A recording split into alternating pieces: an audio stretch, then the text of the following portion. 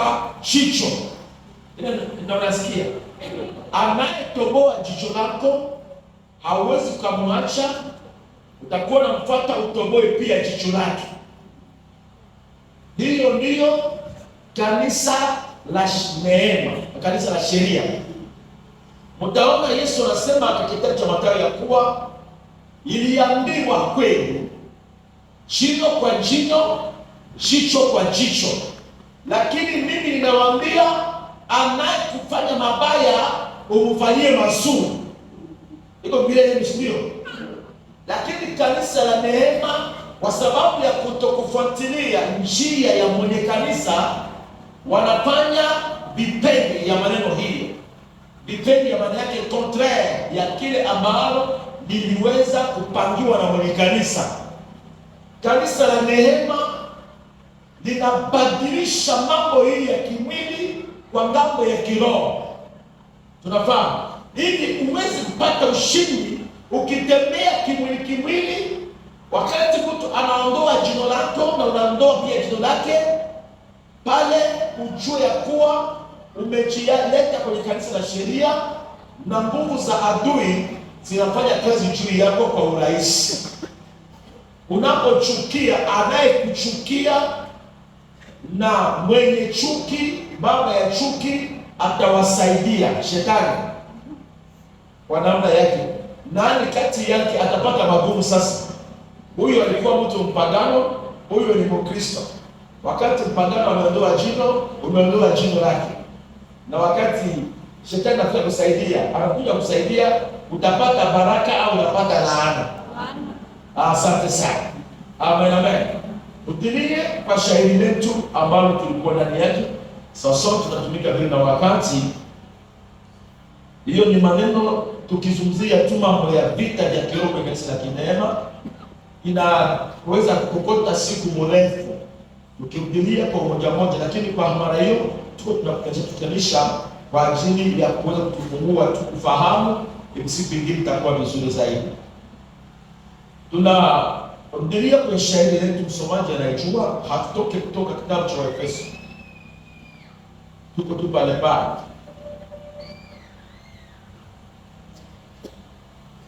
Ndio sasa. Tunasoma Waefeso sura 6 shairi lake la 10 hadi 18. Waefeso sura ya 6 tutasoma katika shairi lake. Leo tunasoma kwa shairi lake la 15. Ndio.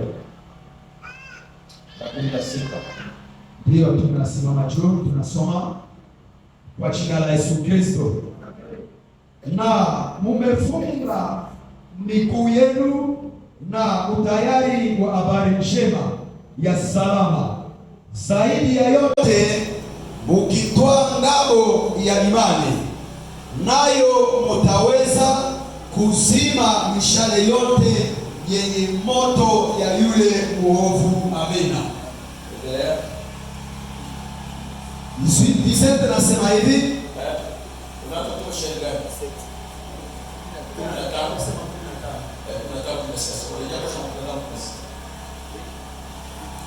rejea kusoma 15 hadi 16.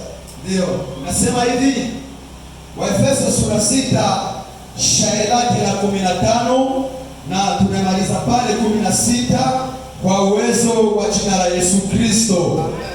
Na mumefunga miguu yenu na utayari wa habari njema ya salama. Zaidi ya yote mukitwaa ngao ya imani, nayo mutaweza kuzima mishale yote yenye moto ya yule muovu. Amina. Mchapie Yesu mikono na tunaikaa chini. Amen. Amen. Jambo letu la ndogo la asubuhi ya leo linasema ya kuwa imani ya kuongezeka haitetemeke mbele ya magumu. Imani ya kuongezeka, imani ya kukomaa, imani ya kupanda, imani ya kuendelea haliwezi kutetemeka mbele ya magumu. Amen. Haleluya. Mwambie mwenzako, imani ya kuongezeka haiwezi kutingizika mbele ya makuu. La foi grandissante ne se brûle pas devant de circonstances. Amen. Kunaweza kuwa na magumu inatokea, lakini kama kuna imani ya kukomaa, amani yake sio inamaliza kukomaa, lakini iko inapanda.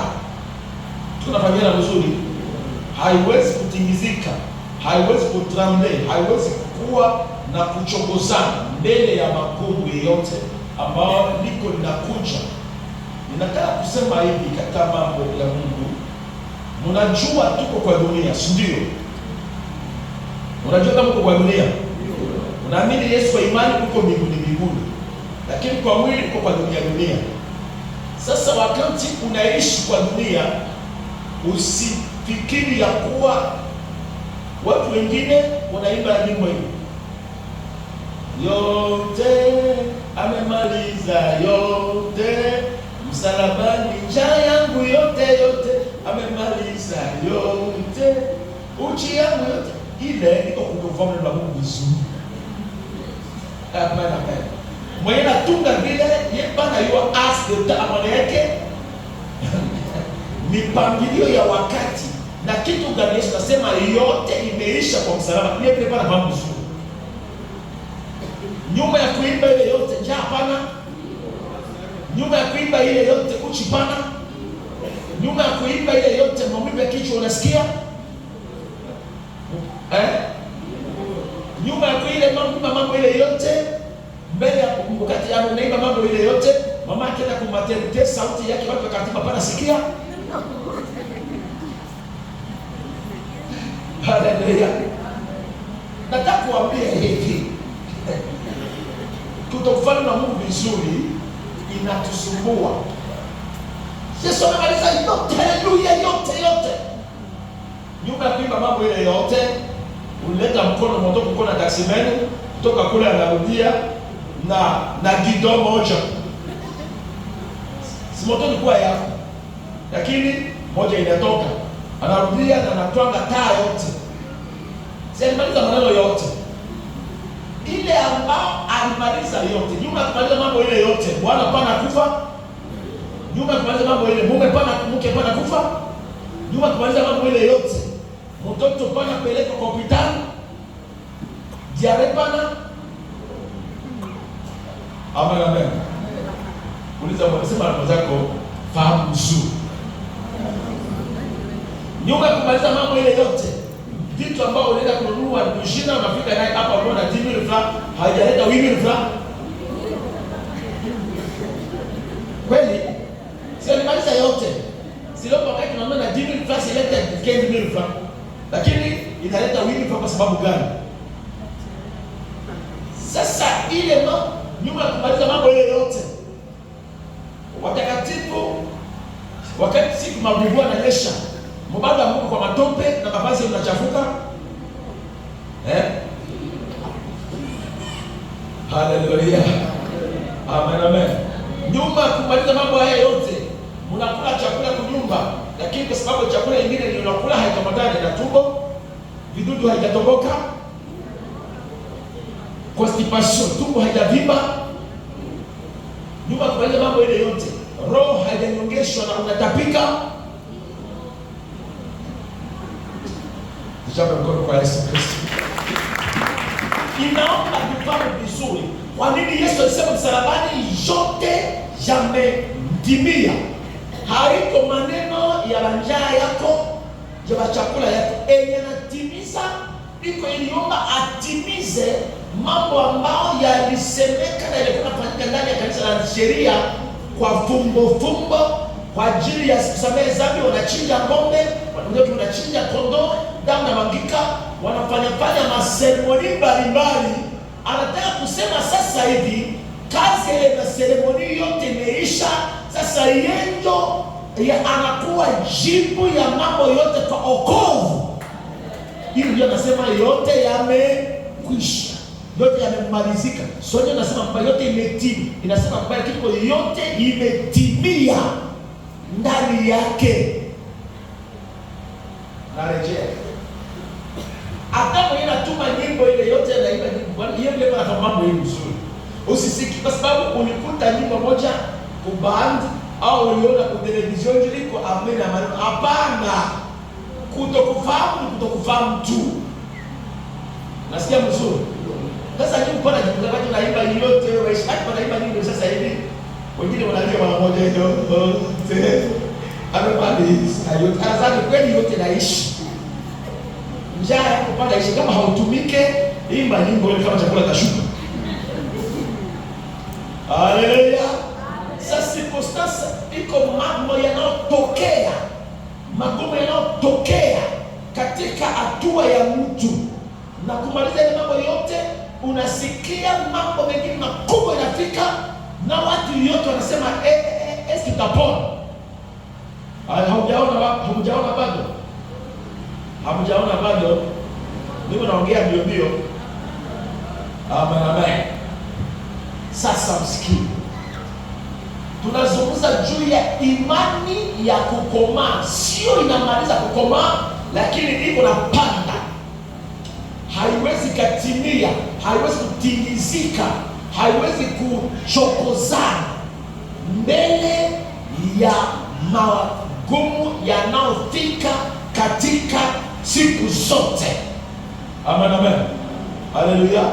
Siku zote, circumstance ambayo inajipresente leo, kesho kutwa, kama imani iko na panda, iko naenda tu, kwa mwisho mtu naivuka. Amen. Tuangalie shairi hii. Inasema hivi. Amen. Inasema ya kuwa mtu katika silaha. Tulipata silaha ngapi? 6. Silaha ya kwanza ni tulishazungumzia kweli jana kwa kiasi ya kutosha. Amen. Tulisema juzi tulizungumzia kwa hiyo ya kufuata, tulizungumzia juu ya kofia la wokovu, sio? Tulisoma kweli ndani ya kitabu cha Yohana habari njema 17 shairi la 17 ya kuwa kweli ni nini? Neno la Mungu. Na ukuwa unasimama juu ya haki, maana yake unasema wima ya mambo.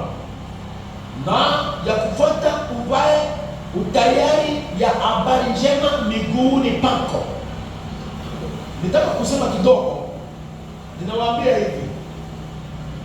Habari njema, anayehubiri habari njema, kama anaendelea kuhubiri mara mingi na iko mambo ya kweli, habari njema inamchungaka.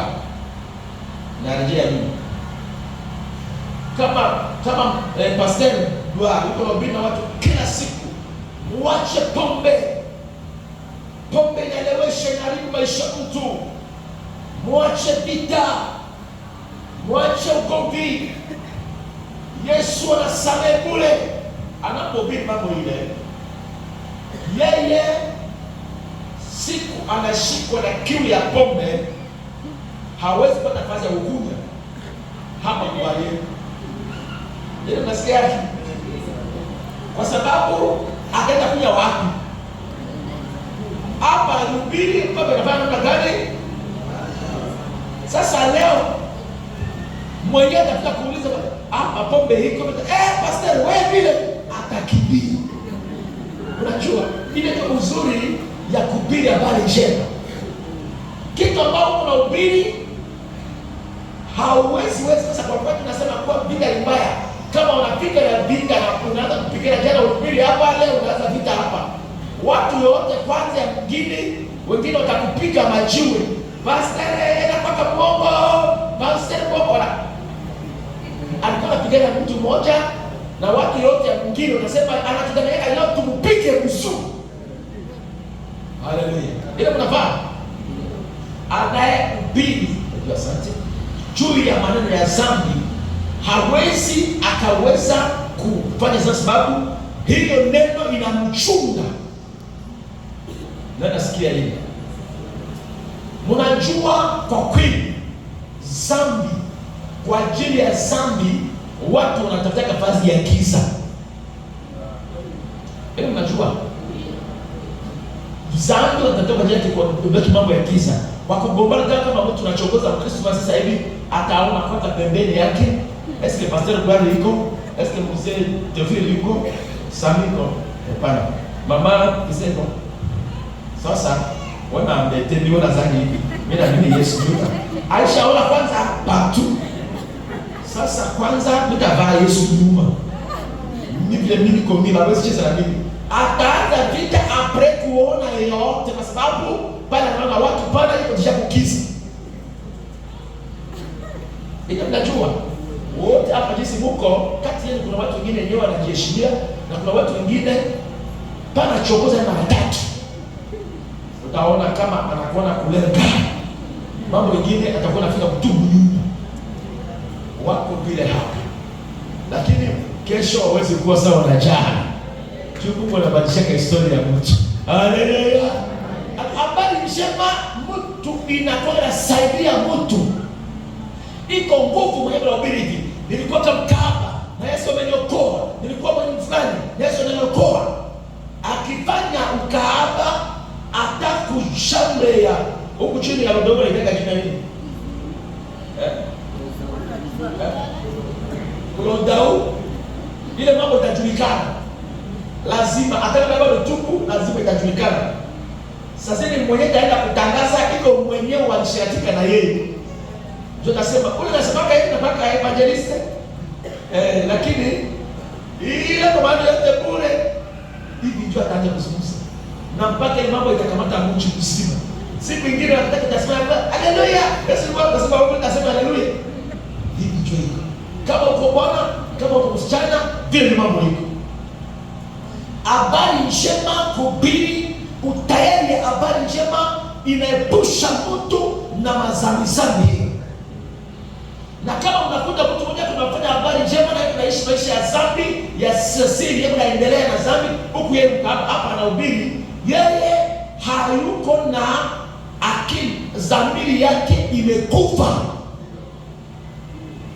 Dhamiri kisha kufa, pale pusi napita, ye paka napita na akili. Sababu hata dhamiri ya paka natumika, paka mnafahamu sio? Pusi au tunataka nini? Pusu. Kama la dhamiri yake nakuwa kama pusi au panya, ndio au paka ikikula samaki yako, ikisikia tu na tafuta kufungua mlango, atakimbia kutoka kwa nyumba na vitesi moja yenye haiko kidogo. Ni kwa sababu dhamiri na hukumu deja ke hapa niko kudanje. Juu deja nishakosea mtu. Ukiangalia kimbia pisho. Hapa kwenda verify kama samaki gani. Haleluya.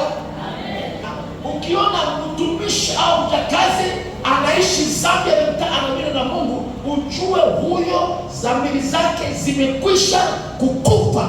Maana dhamiri inalungula na inakufa, inachafuka, inaweza kukufa, na hivyo ndio ujue huyo hana maana tena.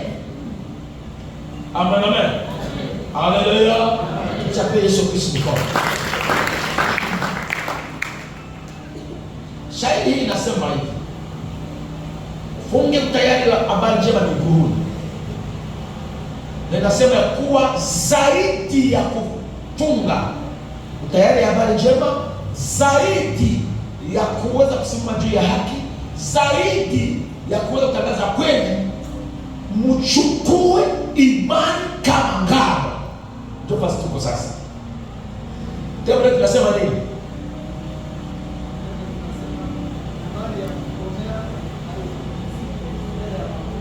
Ndio. Haleluya. Magumu inaweza kukua. Amen. Kuna vijana wengi hapa, kuna wasichana wengi hapa. Magumu anaingia naye iko. Wa baba, magumu iko. Kwa kweli bila kuweza kukua, kujivualia, bila kujifunika na kitambaa. Wa mama, wa baba, haleluya. Kunyumba yenu kuna magumu pana. Kule unaona nyumba, mnakuta nyumba kule sasa mlikuwa na wazaka. Kutoka huku nyumba, kutoka familia yenu mlikuwa naenda kwa nyumba, mlizani iko mbingu. Lakini mambo ambayo unakuta kule munakuta rangi ingine ambao ili utakuta mtu akimbie. Sasa nikakimbia kutoka kule nilifika kabila watoto 5.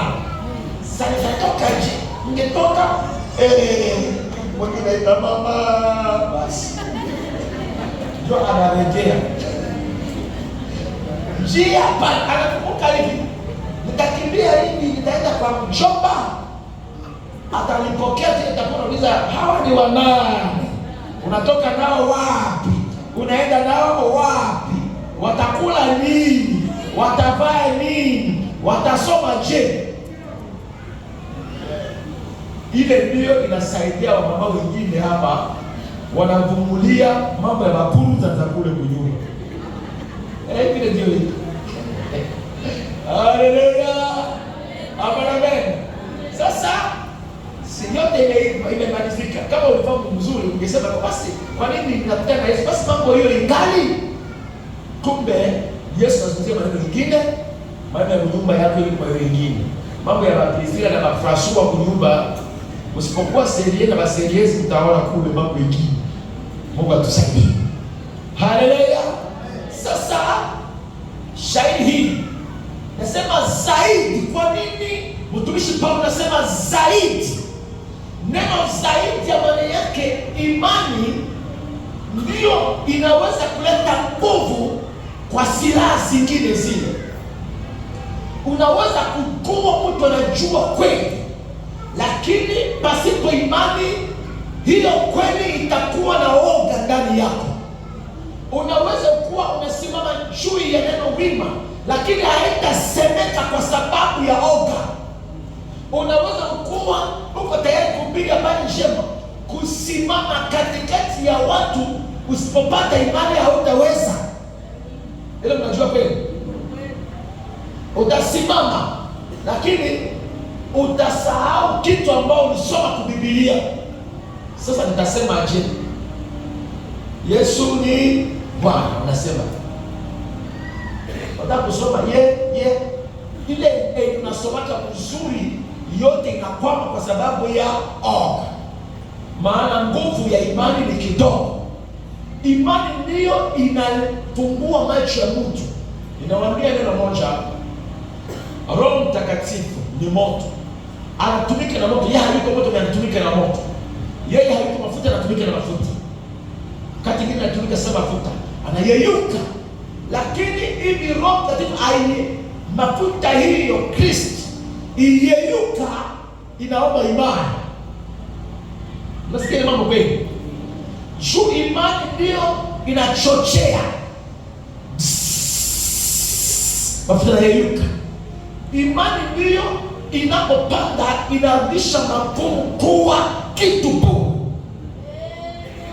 Magumu iko kudunia, usizani magumu bana. Hiyo magumu Yesu pana kumaliza magumu ile mbele yako kwa ajili yake, ndio analeta imani wewe umalize. Hapana maombi ya sashu huwezi maliza. Hata unaomba utakuja na jiwe kutupana. Imani takapopanda ndio itasukuma sasa hivi. Imani inagawanyika kwa sehemu 3. Kuna imani ya kwanza ambao watu wote hapa mko nayo.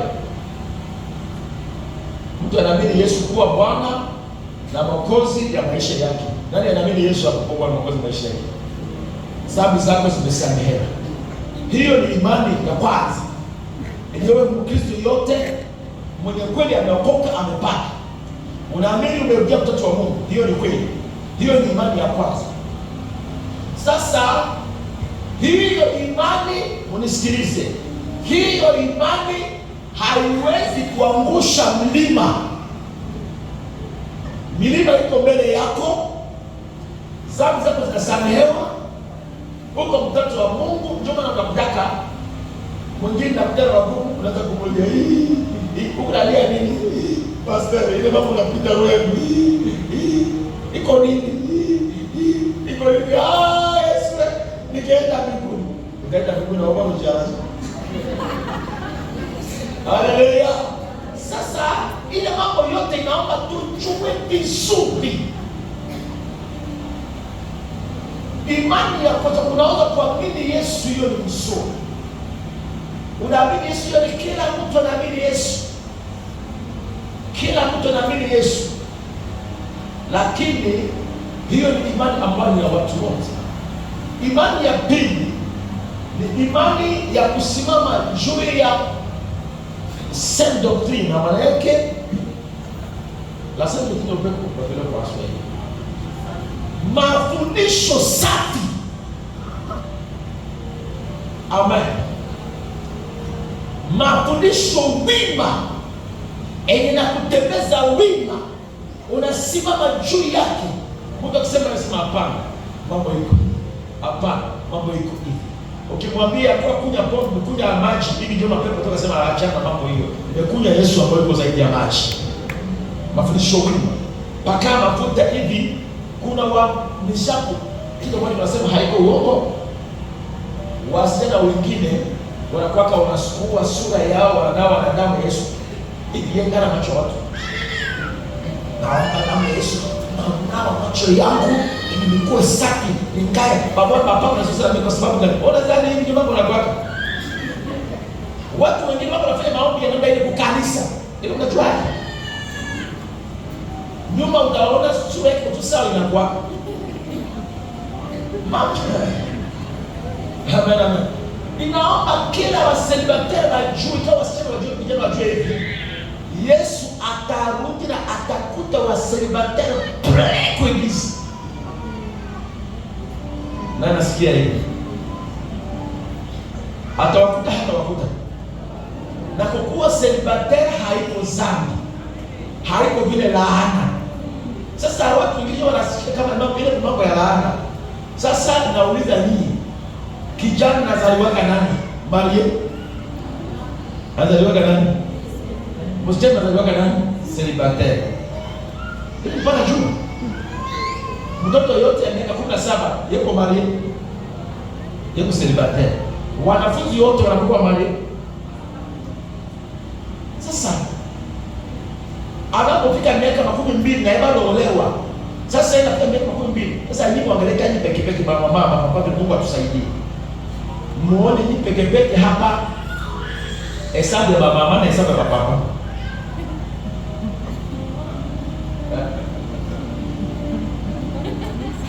Na tulete order hivi.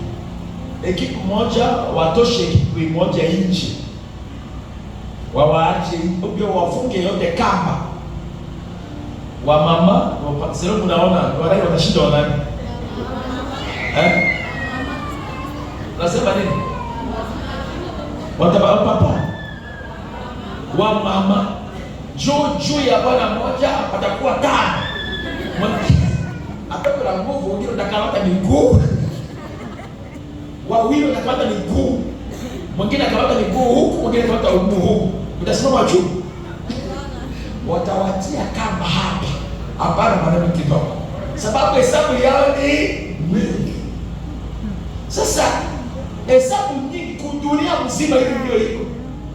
Sasa hesabu nyingi ile yote wataolewa yote siku moja. Yesu vile arudie na wanaolewa tu yote. Si wengine wa Yesu takuja na babado olewa. Na unapoolewa uokoke, chunga vile Mungu yako mzuri. Juu utakapotoka wa 7 wanafurahi. Hivi mwenye tafuta asote mbele kutupata iko tu rafiki yako asote mbele. Atasema usiingie kwa shetani ile bila kwa shetani Lucifer mwenyewe. Kesho kutwa utamwona yeye anatoka kutoka nyumba. Unafika paje? Wewe mjinga uliacha nyumba yako. Ile bila angalia deja nyumba yako. Vile ndio maisha dunia iko. Sasa unapookoka unapogawa mambo hiyo. Sasa imani ya pili nasema imani ya namna gani? Ya kusimama juu ya mafundisho safi. Amen. Haleluya. Leo katika dunia ambayo tunayo mafundisho inajaa. Watu ya Sabato wanasema ya kuwa inaomba kuenda kwa hekalu siku ya ngapi? Siku ya 6.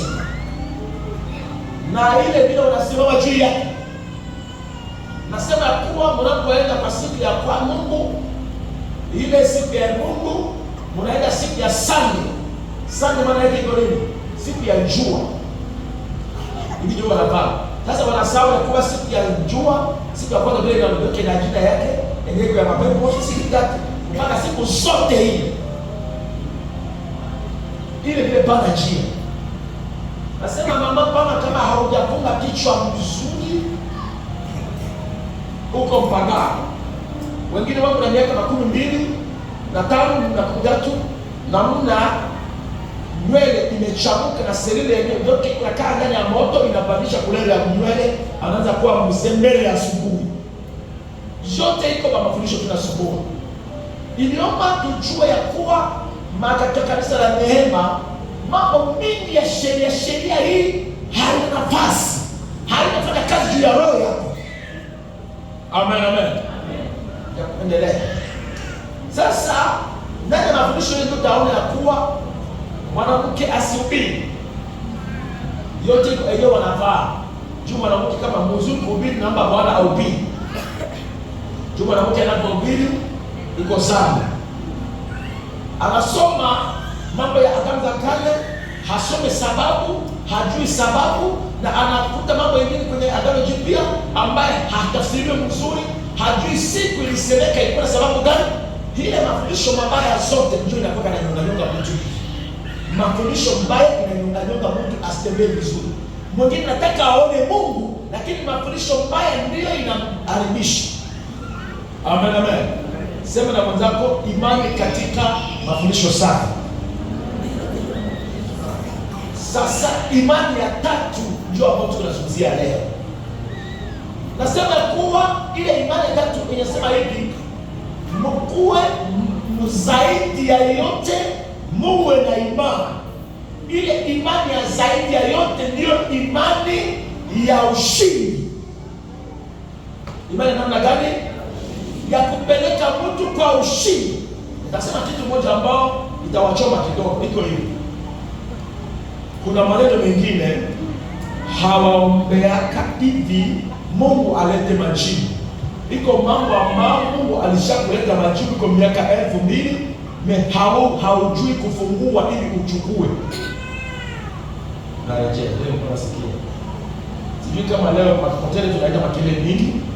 Leo kufunga mlango kidogo.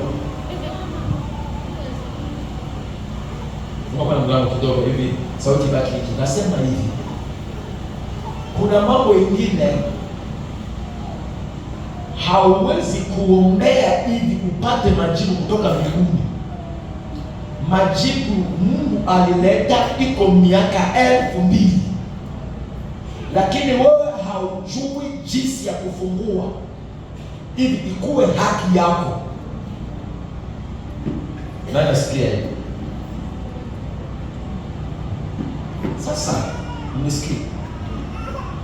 Hayo kitu yote Yesu leta. Hapana. Unapoleta sema Yesu leta baba, natoa Biblia nasema nilikwisha kuleta iko miaka 2000. Leta iko miaka 2000 kwa mkono yako pale. Iko karibu na Yesu leta iko pale. Nani kajiuliza nani? Amen. Tusome shahidi.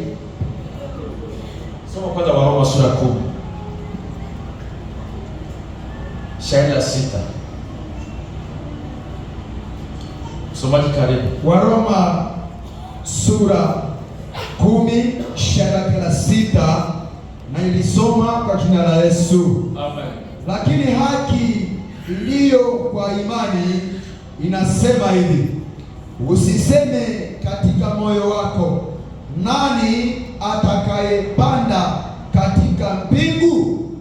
Maana ni kuleta Kristo chini. Maana Kristo alishukaka chini. Iko miaka ngapi? Miaka ngapi? 2000. Endelea.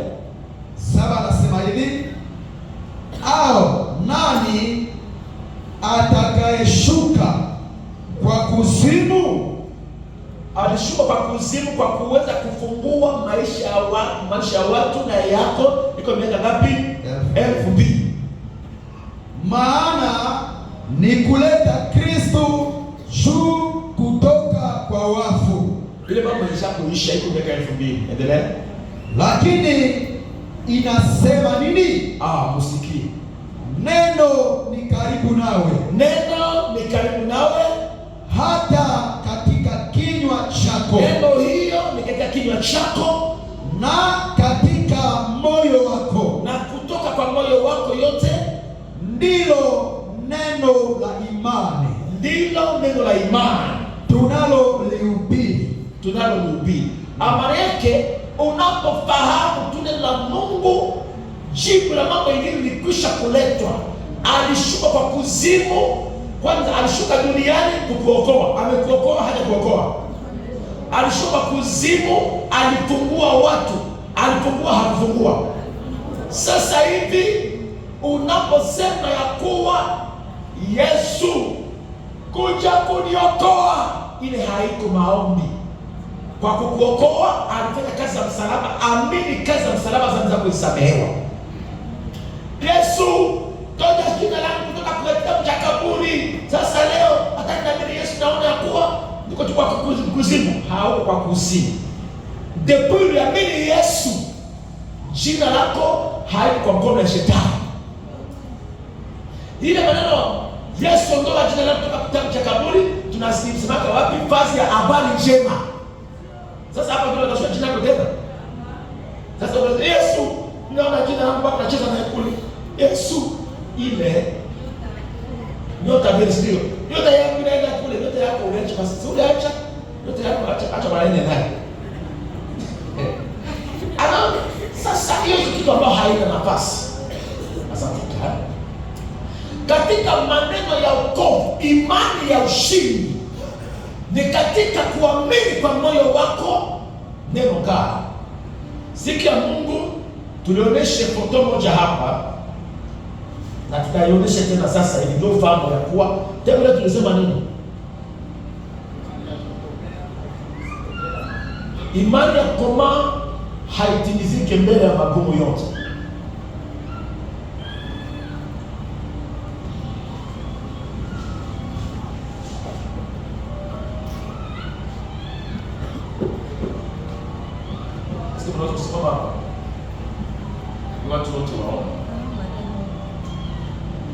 Imani ya kukomaa tulisema hivi siku hii,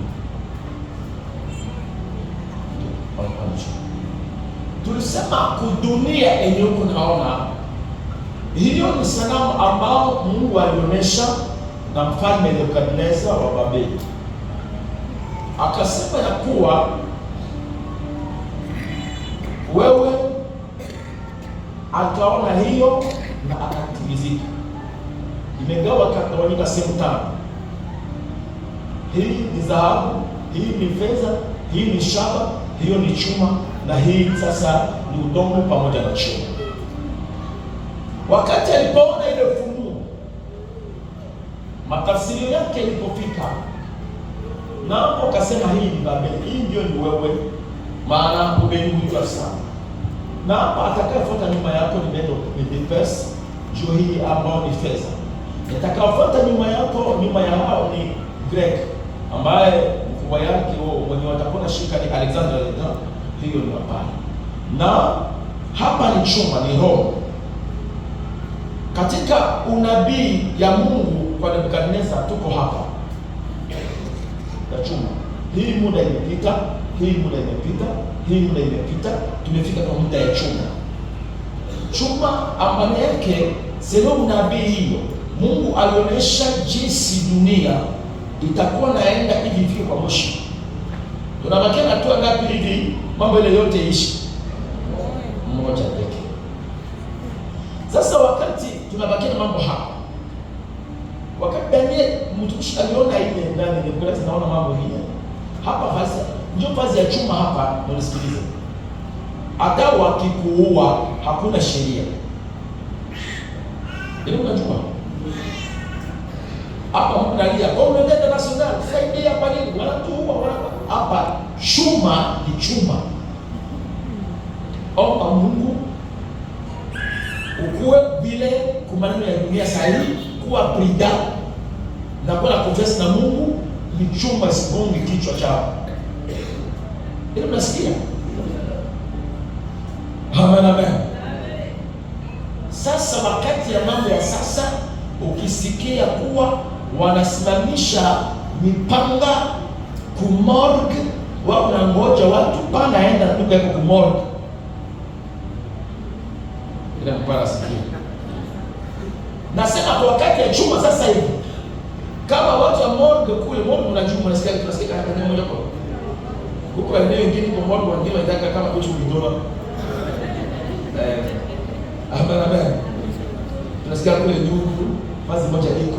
Wakati tasikia kule wao na ngoja na silaha, masiku hizi usiende, ukienda chuma tapiga kichwa chako. Na haiko iko unabia sasa. Kifo cha mtu saa hii ni maneno bure. Usipofanya angalisho tena bwana yako atakuwa kunyuma. Ndio wakati ya sasa. Watu wanageuka makali sawa na chuma.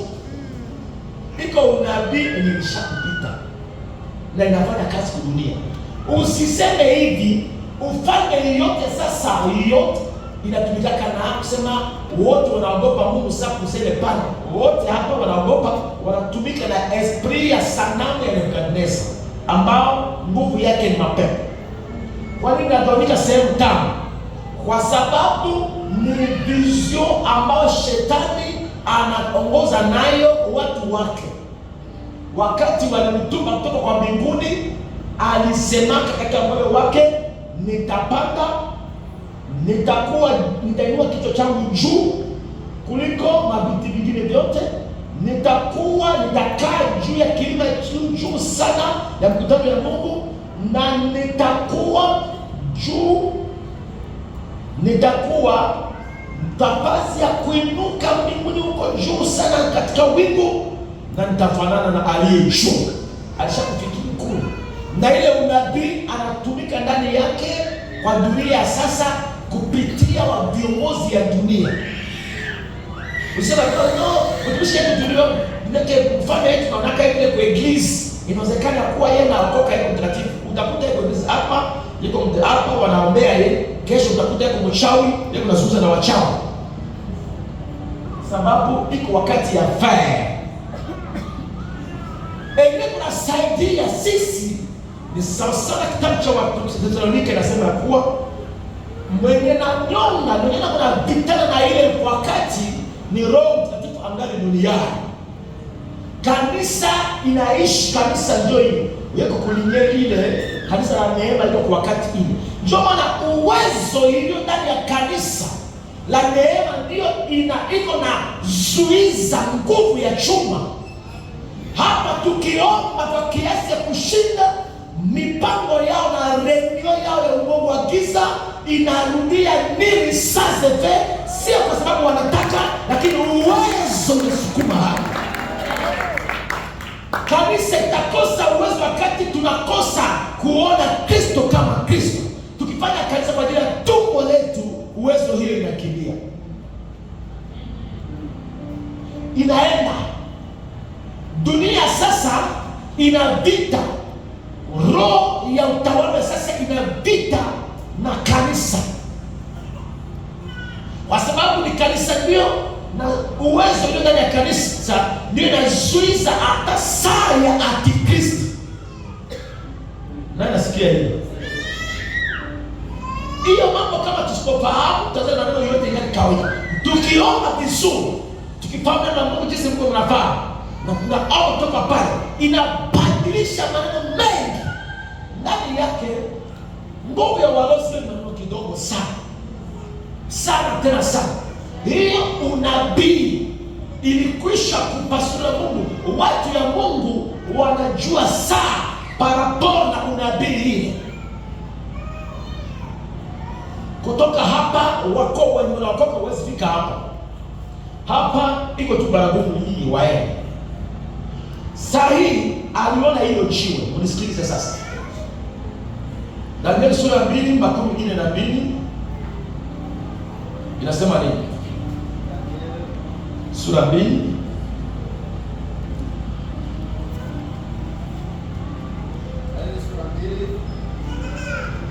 42. Inasema hivi kwa jina la Yesu Kristo. Amen. Na kama vidole vya miguu vilivyokuwa nusu shaba na nusu udongo, vivyo hivyo ufalme utakuwa nusu yake ina nguvu na nusu yake imevunjika. Ndio. Karatua nasema hivi, na kama vile vile ulivyoona kile chuma kimechanganyika na matope ya udongo, vivyo hivyo watachanganya nafsi zao na mawazo wa watu, lakini hawatashikamana kama vile vile chuma kisivyoshikamana na udongo. Ndio. Karakante. Na kwa siku za wafalme wale Mungu wa mbinguni atasimamisha ufalme usioharibiwa milele, wala watu wengine hawataachiwa enzi yake. Hawatafanya namna gani? Hawataachiwa enzi yake. Hawataachiwa. Hawawezi kuletewa utawala wake. Ndio. Endelea. Lakini utavunja vipande vipande na kuharibu falme hizi zote. Nao utasimama milele. Ndio. Karasemi. Kumaliza. Kama ulivyoona vile vile ya kuwa jiwe lilichongwa. Mliona jiwe lilichongwa mlimani pasipo kazi ya mikono. Haiko mtu ndio alitupa ile jiwe. Endelea. Nalo likavunja vipande vinde chuma. Vikavunja vipande vipande. Chuma, shaba, udongo, fedha na dhahabu. Yote ikavunjika. Yule Mungu mkubwa amejulisha mfalme maneno yatakayokuwa nyuma. Ndio. Na ndoto ni kweli. Ndio. Na tafsiri yake ni hakika. Amina. Msikie mambo hiyo. Danieli alionaka zamani kule kwa alipozungumza wakati Mungu alipofunua juu ile sanamu kwa Nebukadneza, akatafsiri ndani ya tafsiri yake akaona, akasema hiyo jiwe enyewe unaona kidogo ndio jiwe ambayo itakaovunja hiyo juu. Wakati Danieli aliona Nebukadneza alipoona jiwe ikapiga pati ya chini tu, na ile ikavunja chuma, ikavunja shaba, ikavunja fedha, ikavunja dhahabu. Na siku ingine katika ufunuo ya Danieli mambo moja hiyo tu Mungu akaonesha kwa namna nyingine. Ndio unaona akaonesha kwa namna hii simba ya mabawa. Amani yake simba anakuwa vile na mabawa kwa sababu inapiga mbio. Unaona ya kuwa hiyo siku ingine akaonesha hiyo, akaona ya kuwa nini dubu na mitupa kwa kinywa kiasi watatumika na kuweza kufanya wakati wa pesi na metu wanaweza kutumika na kuua. Na siku ingine akaona ya kuwa akaona chungu ya vichwa vine kufunua siku ingine. Yote anazungumzia mambo haya hapa ni watu wakati anaona hiyo yote ina tafsiri wake pia na mabaya inaenda tulia. Sasa hiyo msalaba ndio ilipokuja, ni wakati ya neema kwa watu wa Mungu kuokolewa na kushinda. Akaona kwa ufunuo jiwe hili kwa miguu, na sasa kwa kiroho jiwe hili kwa kiroho, imani ya kanisa. Ndani ya imani ya kanisa hiyo jiwe ni Kristo. Amen. Nani?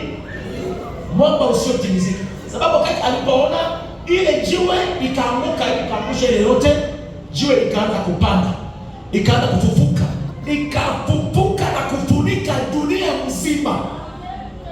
Tunasema tena, tunasema nini? Imani ya kukomaa haiwezi kutingizika mbele ya maneno yote. Habari yake kuonesha hivi, Yesu wakati unampokea inaonekana kama ni jambo kidogo, lakini unapomletea nafasi katika imani, hata magumu yako yalikuwa sawa na kilima D, ujue kupanda yake kwa imani ndani ya moyo wako itapita kilima D.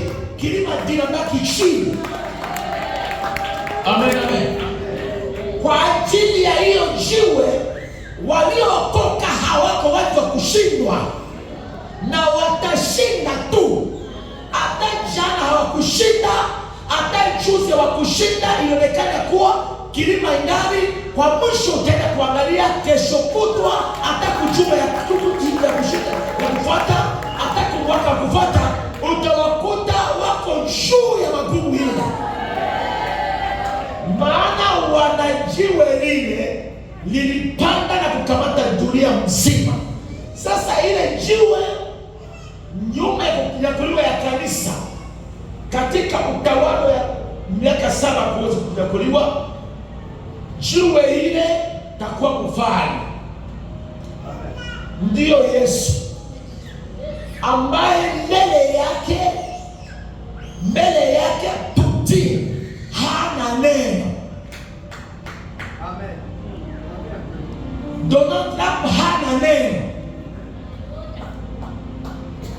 Mbele yake Ruto hawezi kusema. Mbele yake ule mtu akona shida ile mwanataka kama shida kama nani? Shishpindu hawezi kuwa na neno la kusema. Waganda puissance ya dunia hii wanafanya fujo yao tu kwa muda kidogo. Kanisa kinyakuliwa leo, itakuja miaka 7 na huyo jiwe tatawala dunia mzima. Sasa kwa leo anatawala kwao walio na imani, magumu ikikuwa ta namna gani, wakati wanasema kwa nina Yesu, nina Yesu, nina Yesu, nina Yesu, ninaamini ya kuwa nitashinda, anaanza kupanda magumu chini, anaenda juu. Haleluya. Wakati tunapofanya mambo hayo, hatuna habari na watu, kupigana na watu, kugombana na watu. Ugomvi na watu inakurudisha mjinga. Kujibu wapumbavu, kwa mwisho utajibu sawa na mpumbavu. Nani nasikia hii? Sasa mambo ambayo tunazungumza hiyo haiko maneno ya imani na maombi. Iko maneno ya kufahamu katika imani ya kuwa nina yule ambaye sijui kama soma ndani ya kitabu ya Yohana habari njema sura 1 shairi la 5:1. Kanisa inateseka kwa sababu ya kufundishwa mbaya. Basi tungefanya mambo ile maji yale hapa, kuja na maji. Unamwaga maji kwa kitanda yote. Mama anasema kule walikuwa na maji bana chochote ya baby ndoke ya benite. Mtu na chunga ifike balisha ombeaka ikuwa mwaka mmoja kurumba. Tunasema maji mzuri safi na kwa nyuma ya gati shule naisha. Sasa ile yote pastor ndio bana jua ufunuo vile bana sema. Iko mkorongo tunakula. Amen, amen. Sike kwa maisha yako tunajua tutatoka kutoka dunia hiyo, tunajua, lakini hatutatoka kama jiwe hiyo hajasema neno. Amen, amen. So tunasoma habari njema ya Yohane sura 1 shairi lake 51. Amen. Inasema hivi kwa jina la Yesu Kristo. Amen. Akamwambia, kweli kweli ninawaambia ninyi, ndio mtaona mbingu iko wazi, na malaika za Mungu wakipanda na kushuka. Ninauliza hivi, malaika wako wapi? Malaika wako wapi? Malaika za Mungu wako wapi? Kwanza malaika za Bwana yenye watu wanajua yote wako wapi? Mbinguni. Sasa hapa shairi hii inasema wamalaika watakuwa napanda, sio malaika ya kushuka. Wale wa mbinguni wangekuwa wanashuka, lakini hapa ni wamalaika wa kupanda. Anasema mtaona wamalaika za Bwana wakipanda na kushuka. Ni kusema nini? Wakati tunaokoka, dhambi inaposamehewa, Biblia inasema hivi ndani ya kitabu cha Yuda, Enoka mtu wa saba nyuma ya Adamu aliona Bwana akishuka na malaika elfu nyuma yake. Pale aliona washindaji. Amen. Aliona wewe, aliona yeye, aliona huyu, aliona ule, wale ambao watakaosikia baragumu na wanapanda, wale ndio watatawala miaka 1000 pamoja na mwamba hii. Sasa kutoka kupanda ni wakati wanapopanda katika siku ya baragumu. Hawana mwili hii, lakini wanaitwa wa malaika za Bwana. Haleluya, haleluya. Kwa nini wa malaika za Bwana? Ukisoma ndani ya kitabu cha Ufunuo sura yake ya 1 kuendelea, utakuta kuwa kila kanisa 7 la Asia ndogo, kwa kila kanisa nasema kuwa andika kwa malaika ya kanisa fulani. Ile malaika sio malaika wasioonekana, lakini ni wa malaika ambao wanaokula chakula lakini wanaishi na mtakatifu, ni watumishi ya Mungu. Sasa ninyi nyote Bwana amewaokoa, mmesamehewa, mko wajakazi na mko watumishi, mko wa malaika.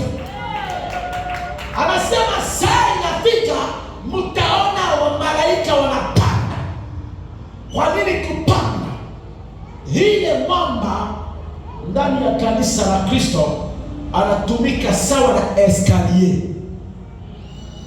Mtu mmoja atusaidie na eskalier kwa kutoka kule. Iko hapa karibu. Eskalier iko pale nyuma, tukaonesha. Iko nyuma. Kule nyuma bado eneo kuna miguu mitatu hiyo. Nawaambia ndugu zangu, neema ambayo tumepewa ni neema ya ajabu.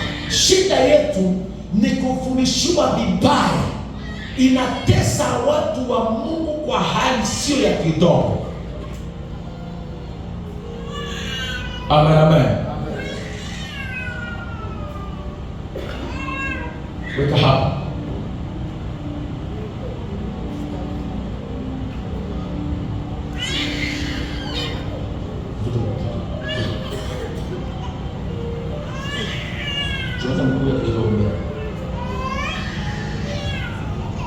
Amen. Tuongeza tu kidogo kuone mguu yake. Amen. Sasa anza kupanda. Mbele ya kupanda kwanza, hapo ukifika kutoka pale unaona kama hapo kiko nini? Anapanda. Eskalier kwanza. Panda. Eskalier ya pili. Panda. Eskalier tatu, hautaanguka, inaonekana hapo unataka kumiti. Sasa hapo unaona nini? Hapa anaona nini? Wazee mshaona namba ile. Sasa msikilize. Yesu ndani ya kanisa la neema katika imani anatumika sawa na eskalier ambaye Yakobo aliona siku alikuwa kunjia ya kuenda kwa Labani, alitia kichwa chake juu ya mwamba, na wakati kichwa chake kwa juu ya mwamba akaona wamalaika wanapanda na kushuka. Akaona siku itakapokuja wale ambao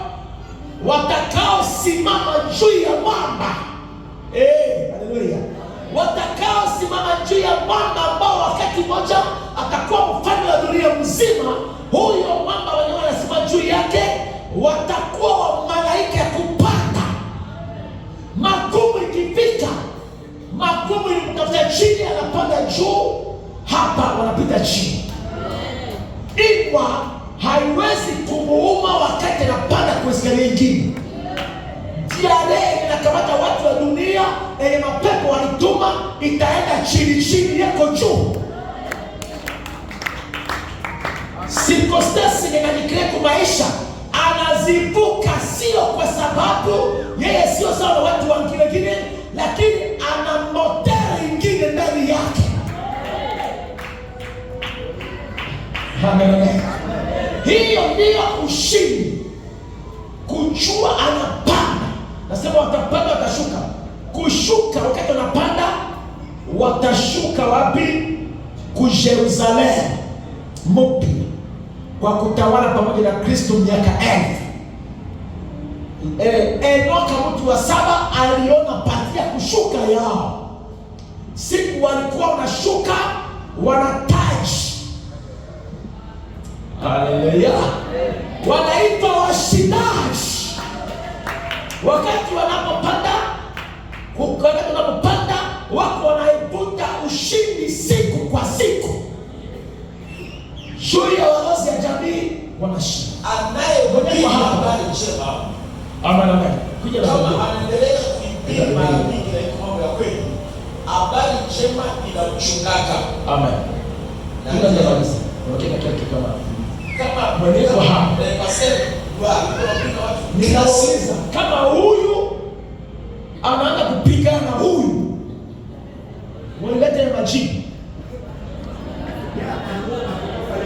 Jambo la kwanza, akili yake ni fupi. Jambo la pili, ataanguka. Kanisa la leo wako wanapigana na washangazi. Shangazi kwa wapi? Yeye Yesu na ulozi yake kwa wapi? Sasa wao wanamletea maji hapa ili apigane na mtu ya chini. Wanamletea, wanampaka mafuta kama iko mawese ya nani? Wanaenda yuko udolivo, udokso. Udokso iko Kristos, Roho Mtakatifu. Msiache watu wachanga na kitu yenye pana mama. Tulisema tutafundisha, tutahubiri mpaka tudekuviri wa bandia kanisa. Watu wa Mungu wanaiva kwa sababu ya mahitaji ya watumishi. Wanawapotezea njia ili wasione Mungu ambaye aliwaokoa. Mateso hiyo watu wa Mungu wanaiva ndani yake sio ya kidogo. Shangazi ni mlozi. Nani anakuambia kama kuwa okovu yake inashindikana? Wa hapa angemuombea Mungu msaidie aokoke ili apande vile siku nyingine. Ili kutoka hapa yeye unapigana hapa. Ndio maana nguvu za kanisa iko kidogo, ni kwa sababu ya kupigana tuna mashangazi na matate, mababu usiku sikulala. Ukienda kuuliza inawaongezea mandoto mabaya mara elfu. Na ile wakati unapigana na combat spirituel, ile pana combat spirituel iko folie spirituel. Amana yake iko kimazimu ya kiroho au upumbavu ya kiroho.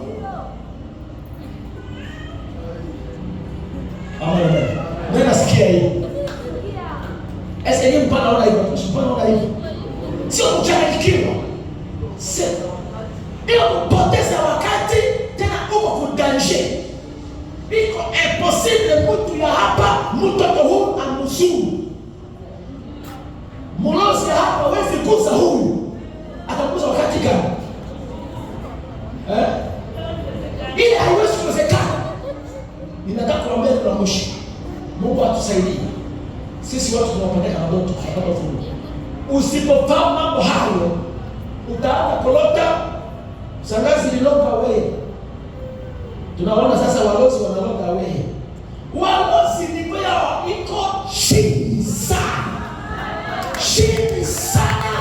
Chini sana. Chini sana. Wakristo ndio wanaleta nguvu na walosi ni wapana nguvu. Sababu ndani ya sheria ambayo tunataka kusema, ulisoma kuwa vita yetu ni juu ya walozi? Hapana. Juu ya falme na mapepo yanayotawala angani na nguvu za ulimwengu ambao wanatawala duniani. Sasa walozi ni la misururu. Ukisha kuweza kukata po unapovuka juu, walozi wapanda tutafika kwako, maana uko zaidi. Ndio maana yuwai anawika nasema, aliye ndani mwetu ni mkubwa, ni mkubwa, ni mkubwa kuliko yule aliye dunia. Tusijitese kwa sababu watu wanajitesa. Mama huyu alisema hivi, wanakunywa maji hiyo, wengine wanamiminia miaka kama fulani, lakini maumivu ya tumbo yake panaisha. Wakati mtumishi wa Mungu pastor assistant alipomwombea, ile maumivu naisha mpaka wa leo. Sasa ile maji ifanye nini? Maji naongeza ugonjwa ya tumbo. Amen, amen. Ninashangaa leo tunasema hivi, energy iko na shida ngapi na similifa. Ese Mungu na akili haki watu Mungu. Ni badili fa. Sasa uko na nunua energy na dili fa. Kwa nunua energy ya dili fa kusaka. Watumishi ya sasa ya siku za mwisho msipokuwa nayo angalisho nini ambao mpaka sikiaka ngoma. Ngoma ikilia huku unaanza mwanamke kucheza. Mara hiyo ninapaka alisikia tu ngoma. Ngoma ikilia hapa. Ngoma ikilia huku. Mie maisha yenu mtarate kusikia baragumu. Kwa sababu huku unakutana na mafuta. Wanakupaka mafuta. Ninataka kuambia neno moja ambalo litawagusa. Ninasema hivi, kitu ambao Mungu ananiaidia, hata kama hautasema ufunuo juu yangu utatimia. Haiko mambo ya ufunuo yako. Akisha kuniaidia, anaenda kutimiza, hata kama hautatabiri, hata kama hautaona vision. Ndio maana ndani ya mambo hiyo kuna udanganyifu juu ya udanganyifu. Yesu audie atusaidie tuende. Watu wa Mungu wanachanganyikiwa. Kwa wakati ingine, wakati envelope nakuja, wakati envelope nakuja sasa. Wanakuloga. Usiku ilaga mzuri kweli. Angalia iko tati yako nifika. Na asante nakuja na envelope. Sasa kesho kutwa tati yako utafika tena. Envelope ya leo napita deja raté. Madumu sana. Kama mtu akizama ndani ya Kristo, yeye ni kiumbe kipya. Ndani ya zamani mambo yote yamekuwa mapya. Sasa tunaenda tunafunga pale. Mara mingi tunafikiria maombi na jibu maneno yote. Mbele ya maombi